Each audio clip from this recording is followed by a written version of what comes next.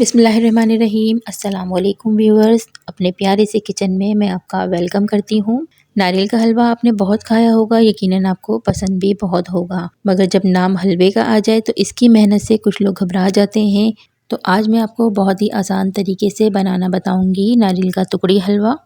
हमेशा की तरह परफेक्ट रेसिपी आपके साथ शेयर करूँगी। अगर आपको परफेक्ट रेसिपी चाहिए तो आप वीडियो को कंप्लीट वॉच कीजिएगा, क्योंकि इसका हर स्टेप बहुत इंपॉर्टेंट है। हलवा बनाने के लिए सबसे पहले हम इस तरह का कोई बर्तन ले लेंगे और घी से इसे ग्रीस कर लेंगे, ताकि जब हम हलवा इस पर जमाएं तो बहुत आसानी के साथ उसके पीसेस बाहर आ जाएं। और ये काम सबसे पहले ही आपको करके रखना होगा। अब हलवा बनाने के लिए सबसे पहले हम एक कढ़ाई ले लेंगे, उसमें मैं 1.25 कप चीनी शामिल करूँगी। अगर इसे ग्राम्स में मेजर किया जाए तो ये 250 ग्राम चीनी है, मतलब कि 1 पाव। कढ़ाई में चीनी शामिल करने के बाद मैं इसमें 1 कप से थोड़ा सा कम पानी शामिल करूँगी। फिर हम इसका शीरा तैयार करेंगे। आँच को मैंने बिल्कुल स्लो रखा है। हल्की आंच पर चीनी को चलाते हुए मेल्ट कर लेंगे। चमचा मुस्तकिल चलाना है, वरना चीनी नीचे बैठ जाएगी और जल जाएगी। खोपरे का हलवा बनाने के लिए जो मेन स्टेप है वो शीरा बनाना ही है, तो आप इस स्टेप को ज़रूर ठीक से फॉलो कीजिएगा। 3 से 4 मिनट लगेंगे चीनी को मेल्ट होने में। चीनी मेल्ट हो चुकी है। अब हल्की आंच पर ही हम इसका एक तार का शीरा तैयार करेंगे। तार इसका मैं आपको चेक करवा दूँगी किस तरह का होना चाहिए। एक तो होता है कि पतला तार होता है जो फ़ौरन ही टूट जाता है, हमें वो तार तैयार नहीं करना है, हमें इसका एक मोटा सा तार तैयार करना है। अभी इस शीरे को हमें तकरीबन 5 मिनट और हल्की आंच पर पकाना है, जब जाकर इसमें एक मोटा सा तार तैयार होगा। शीरा इस टाइम बहुत गर्म होगा, तो आप बहुत एहतियात के साथ इसे चेक कीजिएगा। अगर आप इस तरह से चेक नहीं कर सकते तो आप एक बाउल में थोड़ा सा पानी ले लीजिएगा, उसमें आप इस शीरे का एक ड्रॉप डालेंगे। अगर वो ड्रॉप जमने लग जाए तो आप समझ जाइएगा कि आपका शीरा रेडी हो चुका है। बिल्कुल इसी तरह का तार होना चाहिए जो टूटे भी ना। इसी तरह का मोटा तार हमें चाहिए, ताकि हमारे पीसेस बहुत अच्छी तरह से जम जाएं। अगर इस तरह का तार नहीं होगा तो आपका हलवा कभी भी नहीं जमेगा, सॉफ्ट बनेगा। अब इस शीरे में मैं आधा कप खोया शामिल करूँगी। अगर कप के हिसाब से मेजर करेंगे तो ये आधा कप है। 250 ग्राम हमने चीनी ली थी और 125 ग्राम हमने खोया लिया है। अच्छी तरह से कप को साफ़ करने के बाद अब मैं 2 से 3 मिनट तक इस खोए को हल्की आंच पर ही पका लूँगी। जितने भी बड़े बड़े से चंक्स हैं इसमें वो सब हम मेल्ट कर लेंगे। जैसे जैसे इस पर हीट लगती रहेगी ये सारा खोया मेल्ट हो जाएगा। हल्के फुल्के खोए के पीसेस रह भी जाएं तो कोई मसला नहीं है, हमें सिर्फ बड़े बड़े जो पीसेस हैं उन्हें मेल्ट कर लेना है। बस 2 से 3 मिनट तक इस खोए को हम हल्की आंच पर पकाएंगे, इससे ज़्यादा हमें खोए को नहीं पकाना है। आप देख सकते हैं तकरीबन खोया हमारा मेल्ट हो चुका है। अब मैंने चूल्हा बंद कर दिया है और कढ़ाई को उतार के मैं काउंटर पे ले आई हूँ। 3 टेबल स्पून में इसमें घी शामिल करूँगी। आप चाहें तो देसी घी का इस्तेमाल भी कर सकते हैं। अब मैं इसमें ग्रीन फूड कलर शामिल करूँगी। आप चाहें तो रेड, येलो, जैसा आपका दिल चाहे इस हलवे को आप बना सकती हैं। ग्रीन कलर के पीसेस दिखने में थोड़े ज़्यादा प्यारे लगते हैं, तो मैं ग्रीन कलर का हलवा तैयार कर रही हूँ। कलर आप अपने हिसाब से लाइट डार्क जैसा आपको पसंद हो आप कर सकते हैं। बहुत ज़्यादा कलर भी शामिल नहीं कीजिएगा, वरना हलवे में आपकी कड़वाहट भी आ सकती है।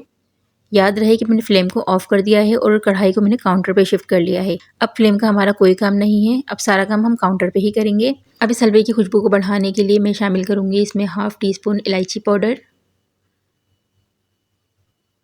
इलायची पाउडर डालने के बाद भी इसे थोड़ा सा मिक्स कर लेंगे। याद रहे कि अभी शीरा हमारा बहुत गर्म है। कढ़ाई को काउंटर पे शिफ्ट करने के बाद ये सारा काम आपको बहुत जल्दी जल्दी करना होगा। अगर ये ठंडा हो गया तो ये ऐसे ही जमना शुरू हो जाएगा। अब मैं इसमें नारियल का बुरादा शामिल करूँगी 3 कप। अगर इसको ग्राम्स में मेजर किया जाए तो ये 250 ग्राम है, मतलब कि 1 पाव। अब इस नारियल को और शीरे को बहुत अच्छी तरह से मिक्स कर लेंगे कि ये एक जान हो जाए। अब मैं आपको इसे बिना स्किप किए दिखाऊंगी, ताकि आपको भी लगे कि हाँ हमारा हलवा बिल्कुल परफेक्ट तैयार हुआ है। इसमें मैंने कोई पानी, कोई दूध का इस्तेमाल नहीं किया है। अब इसी शीरे में हमारा नारियल अच्छी तरह से मिक्स हो जाएगा, एक जान हो जाएगा।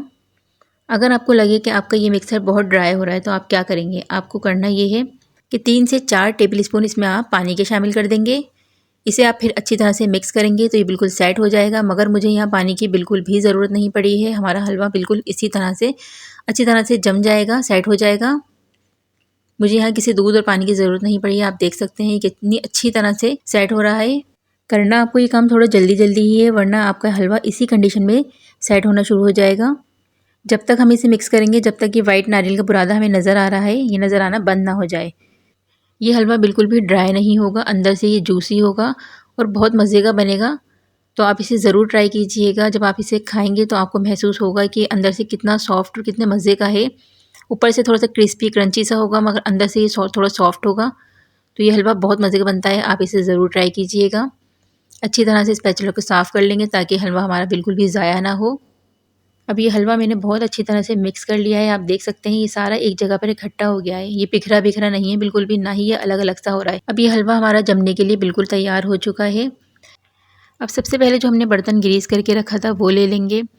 برتن کو گریس سب سے پہلے کرنے کی وجہ یہی تھی کہ جب ہم حلوہ بناتے ہیں تو ہمیں بالکل بھی ان چیزوں کا ٹائم نہیں ہوتا کہ ہم ان چیزوں پہ فوکس کریں، تو سب سے پہلے جب حلوہ بنایا جاتا ہے تو سب سے پہلے اپنے برتن کو ہم گریس کر کے رکھ لیتے ہیں تاکہ جیسے ہی ہمارا حلوہ تیار ہو جائے ہم فٹافٹ سے اس کو اس تھال میں سیٹ کر دیں۔ ابھی سارا حلوہ میں اس تھال میں نکال لوں گی اور اس تھال میں سیٹ کروں گی۔ یہ حلوہ سیٹ کرنے کا طریقہ بھی میں آپ کو بتاؤں گی، کیونکہ اگر آپ نے حلوہ صحیح طریقے سے سیٹ نہیں کرا تو آپ کا حلوہ جب آپ کٹنگ کریں گے تو وہ بکھر جائے گا، ٹوٹ جائے گا سارا حلوہ۔ تو آپ کو حلوہ سیٹ کرنا بہت اچھی طریقے سے آنا چاہیے، تو آپ ویڈیو کو اسکپ مت کیجیے گا۔ اور یہ حلوہ بنانے کے لیے آپ جس طرح کا شیرہ تیار کریں گے آپ کا حلوہ اسی طرح کا جمے گا۔ اگر آپ نے پتلا شیرہ بنایا تو آپ کا حلوہ سافٹ جمے گا، اگر آپ نے ایک تر کا شیرہ جس طرح کا میں نے بتایا ہے موٹے تر کا شیرہ اگر آپ نے اس طرح کا بنایا تو آپ کا حلوہ بالکل اسی طرح سے جمے گا جس طرح سے میرا جمع ہے۔ جس طرح سے میں حلوے کو سیٹ کر رہی ہوں آپ بھی بالکل اسی طرح سے حلوے کو سیٹ کیجئے گا، تو آپ کا حلوہ بھی جب آپ کٹنگ کریں گے تو وہ بالکل بھی نہیں بکھرے گا۔ اسی طرح سے دبا دبا کے پریس کر کے آپ کو حلوے کو اچھی طرح سے سیٹ کرنا ہے۔ اگر آپ نے یہ اسٹیپ صحیح سے فالو نہیں کرا تو آپ کا سارا حلوہ بکھر جائے گا، تو آپ یہ اسٹیپ بہت احتیاط سے کیجئے گا۔ ابھی حلوہ گرم ہے، آپ چاہیں تو اگر آپ برداشت کر سکتے ہیں تو آپ ہاتھوں کی مدد سے بھی یہ کام کر سکتے ہیں، ورنہ اس طرح کا کوئی آپ اسپیچولا لے لیں یا پھر کوئی آپ اس طرح کا فلیٹ چمچہ لے لیں، اس سے اچھی طرح سے پریس کر کے اس حلوے کو سیٹ کرنا ہے۔ آپ دیکھ سکتے ہیں حلوہ میں نے کتنی اچھی طریقے سے جمایا ہے، اس میں کہیں کوئی کریکس نہیں ہے، کہیں سے یہ بکھر نہیں رہا ہے۔ اسی طرح سے آپ کو بالکل حلوہ جمانا ہے تو آپ کے پیسز بہت پیارے کٹ کے نکلیں گے۔ اس حلوے کو جماتے ٹائم مجھ سے غلطی یہ ہوئی ہے کہ جو ڈرائی فروٹس مجھے اوپر سے ڈالنے تھے گارنشنگ کے لیے وہ میں ڈالنا بھول گئی، اور حلوہ ہمارا سیٹ ہو گیا ہے۔ اب میں اوپر سے ڈال دوں گی، جتنے اس میں لگنا ہوں گے لگ جائیں گے، باقی کے وہ نکل جائیں گے۔ تو آپ یہ اسٹیپ کرنا مت بھولیے گا، اگر آپ کو جو بھی ڈرائی فروٹس لگانے ہوں تو آپ وہ پہلے لگا لیجئے گا۔ اگر آپ کے پاس چاندی کے ورق ہوں تو آپ وہ بھی لگا سکتے ہیں، اس سے اس حلوے کی خوبصورتی میں اور اضافہ ہو جائے گا۔ میرے پاس ابھی تھے نہیں تو میں نے اسکپ کر دی ہیں۔ اب آپ دیکھیں کہ حلوہ کتنا اچھی طریقے سے سیٹ ہونا شروع ہو گیا ہے۔ ابھی میں نے اسے صرف سیٹ کرا ہے تو یہ اتنی اچھی طریقے سے جم گیا ہے۔ اب میں 20 سے 25 منٹ کے بعد اس کی کٹنگ کر رہی ہوں۔ آپ دیکھیں کتنی اچھی طریقے سے فنیشنگ سے اس کی کٹنگ بھی ہو رہی ہے اور یہ کتنا اچھا جما ہے۔ جس طرح کا آپ کو شیپ پسند ہو آپ اس طرح کی اس کی کٹنگ کر سکتے ہیں۔ میں نے یہاں پر اس کے چوکور پیس کٹ کیے ہیں۔